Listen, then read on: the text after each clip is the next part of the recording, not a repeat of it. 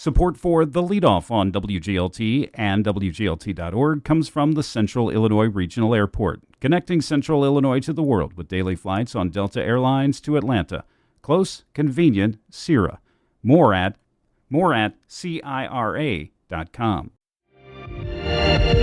This is a special fun drive edition of The Leadoff. Good morning, I'm Ryan Denham. Nestled in an industrial park among a motorcycle repair shop and a martial arts training school in South Bloomington sits a business that is very different from its neighbors. As part of our week-long series Made in Bloomington Normal, WGLT student reporter Ben Howell has the story on a biotechnology company that uses fermentation to eliminate food waste. Other than a nondescript sign and creaky door outside the rented warehouse space that holds Symbio Bioculinary, you can't see much to distinguish it from nearby Submission Combat or landscaping businesses.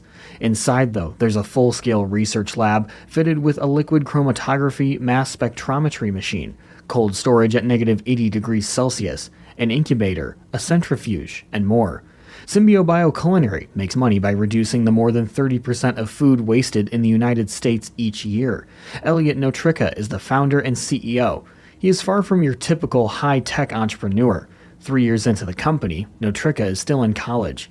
The senior biology major at Illinois Wesleyan University first trained as a chef, where he saw food waste firsthand. Got interested in how we can take the solutions that chefs were implementing at a very small size and allow them to be implemented at a larger scale. Notricka wants to make large-scale food production circular, not linear. Our systems take the excess that's produced and use our engineered organisms to convert it into an edible upcycled additive or an edible upcycled ingredient. One of Symbio's successes reuses leftover bread and bread dough from a commercial bakery in St. Louis. And turn it into a sugar syrup. And when this sugar syrup is added as a sweetener back into the bread, it increases shelf life, it increases the sensory attributes of the actual item. Notricka says the bakery now saves more than $30,000 a month it used to pay to get rid of waste. Symbio gets a cut of that, plus ongoing consulting fees to make sure the process stays pure. He says figuring out new possibilities for a food product is different each time.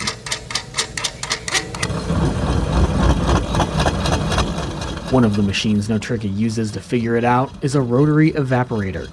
The evaporator extracts sugars and enzymes from a given sample of food waste Symbio receives. It sucks air out of a flask containing the organism swirling in an alcohol solution. As it spins, the alcohol heats the sugars and enzymes, and the negative pressure evaporates them. The evaporated sugars and enzymes condense in a glass coil into a new solution Symbio genetically engineers.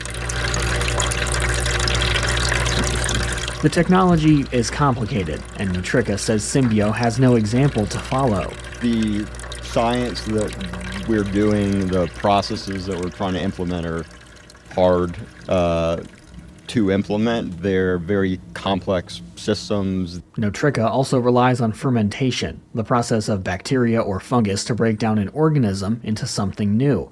The process is common to make foods such as yogurt, kimchi, sauerkraut, beer, and sourdough bread. Symbio uses one fungus in particular.